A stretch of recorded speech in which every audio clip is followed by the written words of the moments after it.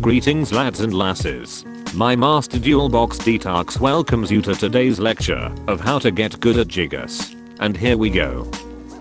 You might be asking, why would I play what is arguably considered the worst character in the game? The answer is simple. Why the fuck not?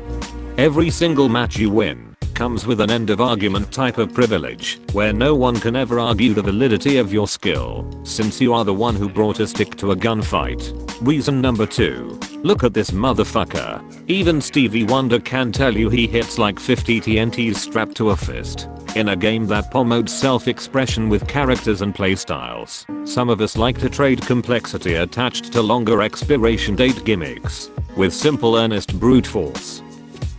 For a game infamous for its core mechanics and complexity, playing a character as simple as Gigas gives you one of the most direct routes to mastering fundamentals, further giving you easy access to any other character you wish to play. Simplicity is often confused for weakness in fighting games. This couldn't be further from the truth. Even Tekken Jesus has enlightened us with that simple fact 4 years ago. The two most valuable things in tournament are simplicity and crazy rule-breaking bullshit. With Gigas, you don't have to worry about that margin of error that comes with high execution. You don't have to worry about split-second decision making attached to 300 plus moves. You just need to maximize your mileage on few key moves. You're going to do that anyway at your highest skill cap. So why not just cut to the fucking chase? Kudans is one of the best Tekken players in history, if not fighting games as a whole. This legend of a man was at the pinnacle of his competition, had both a time skip and a redemption arc before he was recrowned king of Tekken 4 years ago. All of that glory has been equally achieved by a panda main who just said fuck it and trolled the entire finals of 2018 World Tour. Moral of the story: low tiers gets you places.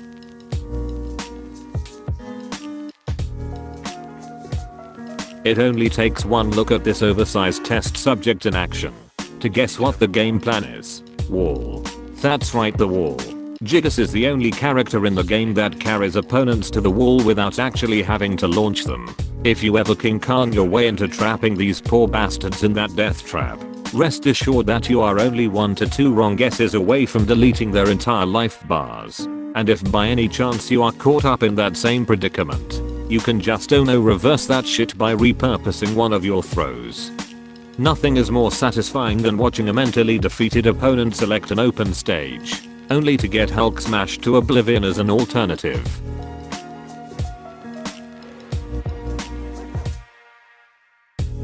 Ask anyone recovering from Gigas PTSD, and they will tell you which 4 moves they see in their flashbacks. 1 2. Down 2. Down back 2. And down 3 plus 4. Make no mistake, these moves are more punishable than stealing from a bank, but they are your bread and butter. Knowing when and how to use them is what separates a filthy casual from a Gigas gang official. And as of late, back 1 plus 2 has been rising to be a 5th essential. But more on that later. Despite the developers not giving this character more than 1 to 2 solid 50/50s, Gigas' core design philosophy and toolset is still centered around enforcing 50/50s. One might even say that his high risk high reward should balance out his weaknesses. But balance issues aside, a solid Gigas creates as many 50/50 situations as possible. Starting with Goliath. This multi-layered godsend of a cheat code shoves the threat of an unblockable down your opponent's throats whether they like it or not. Supported with 3 options. 4 if you count the rage drive, and damn near infinite options if you count the long walks and cancel options. You can almost sense the threat of this monstrosity if the devs ever considered buffing him to a competent degree. People may not mention this, but Gigas is well equipped for poking and whip punishment. Due to his gorilla arms, he can effectively pressure opponents at tip range and make them question any button they might press halfway across the stage. Just to give you an idea by what I mean by many pokes. 1, 2, 1. Down forward 1. Down forward 2.